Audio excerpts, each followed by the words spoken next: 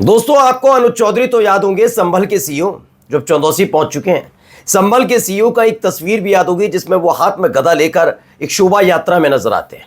अब एक ऐसी ही तस्वीर सेना प्रमुख के सामने आ गई है जिसको लेकर लोगों को गुस्सा फूट पड़ा है। उनका कहना है कि वर्दी पहनकर आपका अपनी आस्था क्या कहती है, क्या नहीं करती, आप किस धर्म से ताल्लुक रखते हैं और उसका निर्वहन कैसे करते हैं, इससे कोई लेना देना नहीं, आप कर सकते हैं। लेकिन सेना की वर्दी को पहनकर एक ऐसे देश में जहां सर्वधर्म संभाव की बात हो, वहां पर इस तरह की तस्वीरें सामने आना, उसको लेकर अलग अलग तरह से प्रतिक्रियाएं सामने आ रही। क्या कुछ लोग कह रहे हैं वो आपको आज दिखाने जा रहा हूं। क्यों आपत्ति जताई जा रही है वो भी दिखाऊंगा। यही नहीं, आपको दिखाऊंगा बिहार के साथ साथ नरेंद्र मोदी साहब पश्चिम बंगाल पहुंच जाते हैं। वैसे तो देश के प्रधानमंत्री की जिम्मेदारी बनती है कि देश के अंदर अगर आंतरिक तौर पर कहीं अशांति फैली है तो उसे शांत किया जाए। लेकिन जिस प्रधानमंत्री के दिल, दिमाग और जहन में किसी भी घटना से लेकर किसी भी बात में सिर्फ राजनीति नजर आती हो, उस व्यक्ति से क्या उम्मीद की जा सकती है। तो वही किया पश्चिम बंगाल जाकर। उन्होंने ऐसा कौन सा बयान दिया है जिसके बाद अब लोग सवाल पूछ रहे हैं। तो वहीं आज आपको दिल्ली वाली घटना भी दिखाऊंगा कि दिल्ली में ऐसा क्या हुआ है जिससे लोग सड़क पर उतरे हैं, नाराजगी जताई गई है। और देखिएगा कि बात बात पर पटरी, रेल, इन सब को निशाना बनाने वाला खालिद होगा, अनवर होगा, पाकिस्तान परस्त है। चूंकि कौन है वो शख्स जो इस तरह से करता हुआ पाया गया है। नमस्कार, मैं हूं प्रज्वल गौतम और आप देख रहे हैं the live TV. The live TV, सच सबसे आगे। शुरुआत में करने जा रहा हूं बड़ा सिंपल और सही तरीका। आप देखिएगा, तस्वीर देख लीजिए। मुझे आपत्ति की बात यह नहीं है कि मैं एक हिंदू हूं, मैं दिन भर खबरें आपके सामने पढ़ता हूं। मुझे क्यों प्रदर्शित करना है कि मैं इस तस्वीर, इस पूरे अपने काम के दौरान ज़बरदस्ती आप पर ये दिखाने की कोशिश करूं कि मैं कितना भगवानों को मानता हूं। क्यों?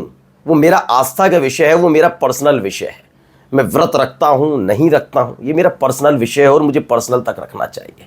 लेकिन जब मैं पत्रकारिता का चोला, ये पत्रकारिता है जबकि इस पर कोई ऐसा बाध्यता नहीं है, फिर भी पत्रकारिता का चोला ओढ़कर ज़बरदस्ती आपके सामने प्रदर्शित करने लगूं तो यकीन मानकर चलिए कि मैं पत्रकारिता का धर्म नहीं निभा रहा हूं। ऐसे ही है कि अब सेना प्रमुख को लेकर अलग अलग दावे किए जा रहे हैं। इसमें आप जो साथ में इनके देख ही रहे हैं वो किस तरह के बयान देने के लिए जाने जाते हैं, उनके बारे में भी पता होगा।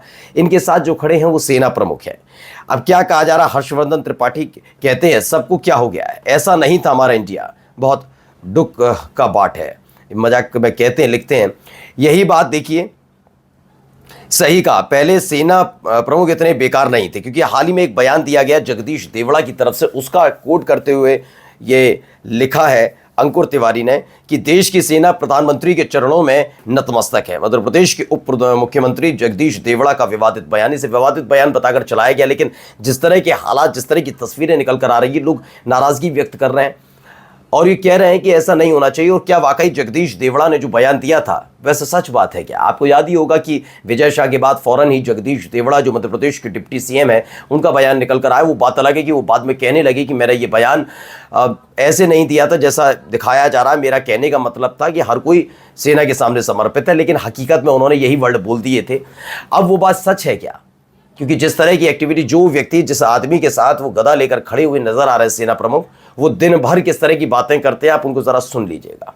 उनकी तो बात ही समझ से परे होती है और किस विचारधारा के साथ रहकर बात करते हैं सबको पता है। अब यही नाराजगी लोगों के मन में कि ये सब करने से पहले 10 बार सोचना चाहिए कम से कम इस देश के सेना प्रमुख को। डॉक्टर मुकेश कुमार भी कहते हैं, ये आर्मी चीफ हैं, वर्दी पहनकर गदा थामे ये एक ऐसे व्यक्ति के साथ जुड़े जो खड़े हैं जो घनघोर रूप से जातिवादी है। आपकी धार्मिक आस्था आपका निजी मामला है, मगर देश की सेना के प्रमुख होने के नाते आपको ये तमाशे नहीं करने चाहिए। ऐसे में अगर आपकी निंदा भर्त्सना होती है तो इसके लिए कोई और नहीं, आप खुद जिम्मेदार हैं। वाकई अब इस बात को लेकर लोगों में नाराजगी है। अब आपको पुरानी वीडियो भी दिखा देता हूं। ये देखिए, इस वीडियो को लेकर भी बड़ी नाराजगी थी, आपको याद होगा।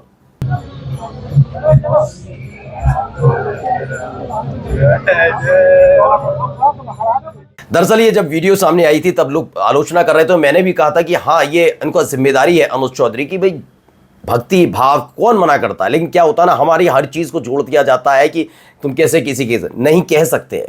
कह इसलिए सकते हैं क्योंकि आप जब वर्दी पहनते हैं तो उस दौरान ऐसी चीज़ों में आपको सुरक्षा देने की जिम्मेदारी होती है। आप सुरक्षा घेरे में रहकर उस वर्दी में अपने धर्म का निर्वहन नहीं कर सकते, चाहे वो किसी भी धर्म से आता हो। खोल कर कहता हूँ, चाहे वो मुसलमान ही क्यों ना, ये स्पष्ट बात है, ठीक है ना। तो लेकिन आप वो कर रहे हैं, या तो आधिकारिक तौर पर लेकर चलिए, छुट्टी लेकर चलिए और जाइए, आपको जो करना करिए, लेकिन यहाँ किया जा रहा था। अब ऐसी ही तस्वीर सेना प्रमुख की भी, अब देखिए एक खबर है वसीम अकरम त्यागी की 1 जनवरी की थी, जिसमें बताया गया संभल हिंसा के बाद शहर में धारा 144 BNS 163 लागू है। शाही जामा मस्जिद में नमाज जुमा करने के लिए कई सारी प्रक्रियाओं से गुजरना पड़ता है। ऐसे में कर्नाटक के किष्किंधा से एक रथ यात्रा संभल पहुंची थी और इस संभल पहुंची यात्रा में सीओ चौधरी आत्मगदा लेकर आगे आगे चलते नजर आए, जो ये साबित करता है कि जहाँ एक तरफ मुसलमान है और बयान कैसे भी दे रहे थे संभल सीओ, सब कुछ जानते हैं, हर कोई जानता है कैसा बयान दिया जा रहा था। और उसी दौरान जब आप एक धर्म, जो मेरा भी धर्म है, उस धर्म से जुड़ी हुई रथ यात्रा जब आपके यहाँ आती है तो उसमें आगे आगे चलकर ये समझाने की कोशिश करते हैं कि संभल सीओ सीधे तौर पर इस धर्म के प्रति समर्पित है, तो एक गलत संदेश हो जाता है। ऐसी तस्वीर सेना प्रमुख की भी सामने आई। चलिए एक अनु चौधरी से जुड़ी हुई खबर भी आपको दिखाता चलता हूँ। ये वीडियो निकल कर सामने ही, पहले देखिए, ये न्यूज़ 24 की खबर है। देखिए सीओ अनु चौधरी वहाँ पर खड़े हुए हैं। खबर क्या निकल कर आई, इसमें बताया गया कि संभल में लगी आग, बाल बचे सीओ अनु चौधरी, पेट्रोलियम संभल के पदार्थ के कारण आग का बवंडर उठ खड़ा हुआ। दमकल कर्मियों ने कड़ी मशक्कत के बाद आग पर काबू पाया है, इस तरह का दावा किया गया। एकदम देखिए बड़ी तेज हो जाती है आग, इसमें बाल बचे अनु चौधरी। अब चलिए सुना देता हूं क्या कह रहे हैं। So this is something where we have to look at. Why should we promise something which cannot be achieved? While signing the contract itself, some of the times we are sure that it is not going to come up. But we just signed the contract. उसके बाद देखेंगे क्या करना है. Obviously then the process gets vitiated. तो ये इसमें NDTV की खबर है, पुरानी खबर है, लेकिन बताया गया डिफेंस डील पर आईएएफ चीफ ने उठाए गंभीर सवाल। बोले एक भी करार समय पर पूरे नहीं होते। पुरानी नहीं है, मतलब 29 तारीख की है। इन्होंने खुद बताया कि एनडीटीवी खबर है, डिफेंस डील्स पर आईएएफ चीफ ने गंभीर सवाल खड़े कर दिए हैं। बोले एक भी करार समय पर पूरे नहीं होते हैं, ये एक बड़ा आरोप लगाया गया है। क्या मान लिया जाए जो हाल ही में बयान आया था, इसी बयान के एवज में आया था। कौन सा बयान सुना देता हूं, बता देता हूं। ये देखिए, ये खबर निकल कर आई थी। ये बीजेपी विधायक ने ऑपरेशन सिंदूर पर सवाल उठाए। जम्मू के उधमपुर ईस्ट से विधायक रणवीर पठानिया का बयान, भारतीय सेना के पराक्रम और शौर्य पर सवाल उठाए गए थे। इसमें बताया गया बीजेपी विधायक ने ऑपरेशन सिंदूर पर सवाल उठाए कई तरह के, और उन्होंने सीधे सीधे वायुसेना को भी निशाने बनाया था। भारतीय सेना के पराक्रम और शौर्य पर सवाल उठाते हुए उन्होंने कहा एयरफोर्स के जवान सोए हुए थे।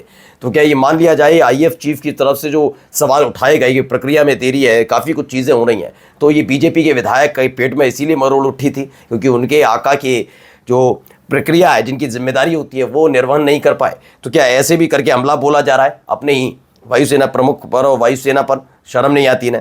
अब आइए नरेंद्र मोदी साहब को सुनिए। मालदा में जो कुछ हुआ वो यहां की सरकार की निर्ममता का उदाहरण है। दंगों में गरीब माताओं बहनों की जीवन भर की पूंजी राख कर दी गई। तुष्टीकरण के नाम पर गुंडागिर्दी को खुली छूट दे दी गई। जब सरकार चलाने वाले एक पार्टी के लोग, विधायक, कॉरपोरेटर ही लोगों के घरों को चिन्हित करके जलाते हैं और पुलिस तमाशा देखती है। और सोचिए, कहीं से इनकी भाषा शैली से लग रहा है, मैं बिल्कुल समझ में आता है कि चलिए आप प्रधानमंत्री हैं, चिंतित नजर आ रहे होंगे, लेकिन मणिपुर के बारे में इतनी चिंता नरेंद्र मोदी को क्यों नहीं थी? हाँ, इस देश की मीडिया जब इस तरह के बयान सामने आते हैं तो कहते हैं कि क्या पश्चिम बंगाल में ऐसा नहीं है?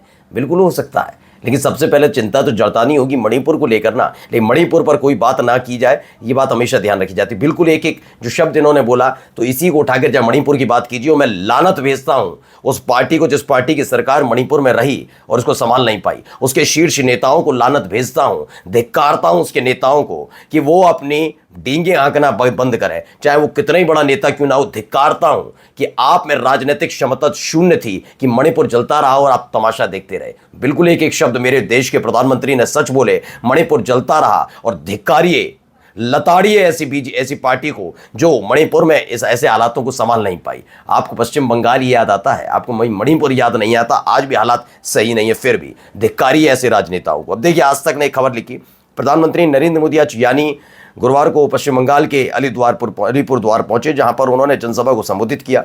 इस दौरान उन्होंने कहा कि मुर्शिदाबाद में जो हुआ वो बेहद शर्मनाक है। टीएमसी के लोग घरों को जलाते हैं। ओके, सुन लिया आपने, सुनाई दिया मैंने। ओके।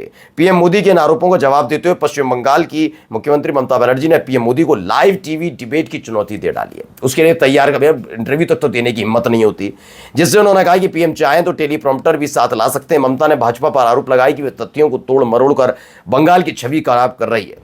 उन्होंने अमेरिका की मध्यस्थता पर पीएम की चुप्पी पर सवाल उठाते हुए कहा कि जब विपक्ष विदेशों में भारत का पक्ष रख रहा है, तब ये पीएम प्रचार में व्यस्त है। और ऑपरेशन सिंदूर की तर्ज पर ऑपरेशन बंगाल की बात को लेकर भी ममता ने कड़ा विरोध जताया और चुनौती दी कि अगर हिम्मत है तो भाजपा तुरंत चुनाव कराए, लेकिन हिम्मत कहां है। आइए अब एक आज जाते जाते खबर दिखा देता हूं। और यहाँ तक क्या, ये देखो मंदिर, माता मंदिर बगल में, मैं दिखाऊंगा, कोई नोटिस नहीं।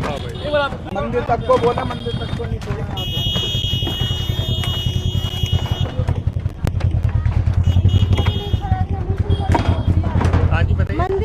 तो ये है मंदिर, बता रहे हैं अंसार इमरान कहते हैं दिल्ली की भाजपा सरकार ने मंदिर भी तोड़ दिया, मूर्ति भी तोड़ दी। ये बात है दिल्ली के हरकेश नगर के उन हिंदू व्यापारियों की जुबानी है जिनके घरों दुकानों पर सरकारी बुलडोजर कहर बनकर बरपा दिया।